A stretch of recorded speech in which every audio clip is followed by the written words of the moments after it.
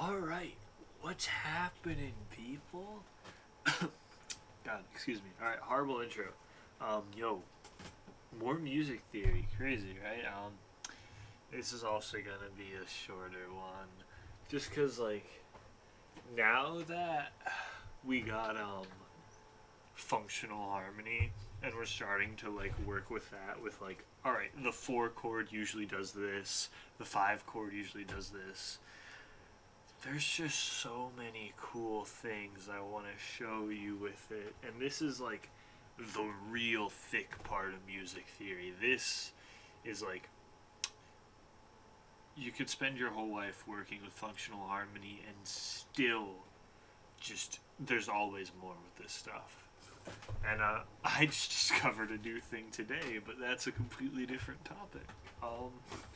So yeah, today we're going to be talking about diminished chords, because they're very special. So as you know, in a key signature, there's 2 dominant chords, technically 3, but I haven't taught you that one yet, so 2.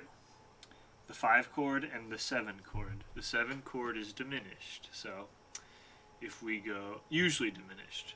If we're in C major, the 7 chord, well, here's 1, here's 7, or here's 7, right? So B, D, F, right? Oh, that's a tense chord, but boy, does it fucking resolve nicely. But remember how we took the 5 chord and added a 7th to it and made it a dominant 7th chord, and that made the resolution that much more satisfying and the tension that much more tense? Well, you can do that again here. Same thing, using 7ths, right? Except you're not going to use a major or a minor 7th, because it's something more. So, we have an octave, we have the major 7th, we have the minor 7th, ready? And we have the diminished 7th. Okay. So this is a fully diminished 7th chord. There's also, you would call this a half diminished 7th chord because it's a diminished chord with a minor 7th. But this is a fully diminished. Fully diminished is quite possibly it's just so tense, so intense, but so nice. Because when you resolve this, it's oh my god, that's so much more thick and juicy. Sounds like I'm talking about fucking steak.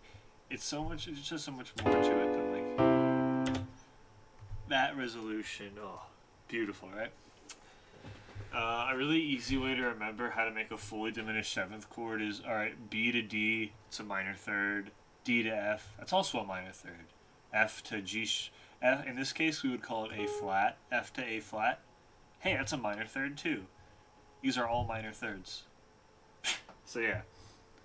Now, interestingly enough, you know how you could, spell, with this, it says G sharp, but it's also an A flat, right? You know how you could respell notes like that? They still sound the same, but they have a different name, right? Well, let's look at this chord. So B, D, F, G sharp. In this case, it's an A flat. So B, D, F, A flat, right? Well, if we actually look at this as a G sharp, then we get G sharp, B, D, F. And that is a G sharp fully diminished 7th chord, not a B fully diminished 7th chord. But all the notes are exactly the same. So that means you could resolve this to A major as well, or A minor. So instead of resolving it to C, we're going to resolve it to A. Well, how does that sound? Oh, well, that sounds equally as satisfying. All right, well, let's look at this again. Well, so if we look at B, which could also be a C flat, and this is an A flat, then we get D, F, A flat, C flat. Huh. That's actually a D fully diminished 7th chord, and that resolves to E flat, major or minor. Okay. Well, oh, well, that's how, okay, well, interesting. Okay, well, one more. we look at F, right?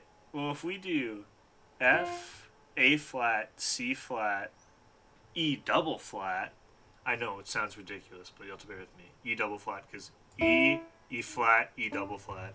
Well, then that's a fully diminished F chord. F fully diminished, so that would resolve to G flat.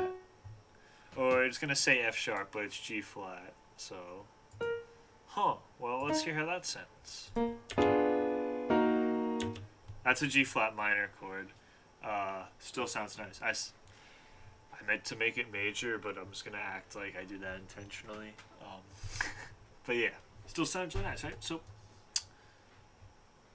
we just resolved this one super powerful, intense chord to 4 different chords.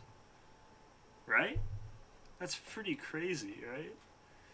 Now, it's interesting because of how these chords work and how you can respell the notes and resolve them differently, there's only actually 4 of these chords out there. Or is it 3? Oh my god, it's 3. There's only 3 of these chords out here, because there's 12 different keys. Especially, the reason there's 12 and not 24 is because there's always a minor key and a major key, so there's 12 different keys, and each one of these chords resolves to 4 different chords each. So that means there's only 3. So as long as you follow the minor third, minor third, minor third, you're only ever going to get 3 different chords. And I think that is amazing, right?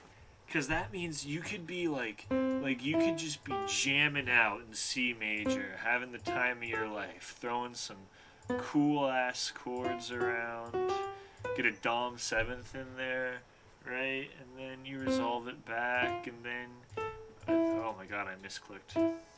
You resolve it back, and then you want to just throw in some last bit of tension in there, so you throw in your that, and then, well, what if I just suddenly key change to A major?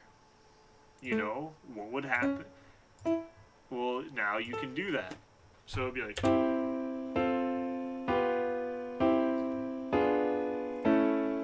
oh, well, now we're in a completely different key, and it sounds really natural. I also just like how the fully diminished 7th chord is your first introduction to using a note that's out of key in a key signature, and that's really nice. So anyway, that's fully diminished 7th chords.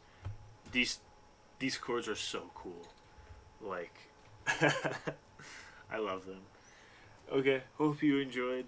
I'm trying to, because next topic is gonna be, because I'm trying to make these every other day. Next topic, we're going to work on secondary dominant chords, which those open up the gates. That makes it like you could basically use any chord in any key. Almost. We're almost there. So yeah, I'm excited to talk about that, and I will catch you all later.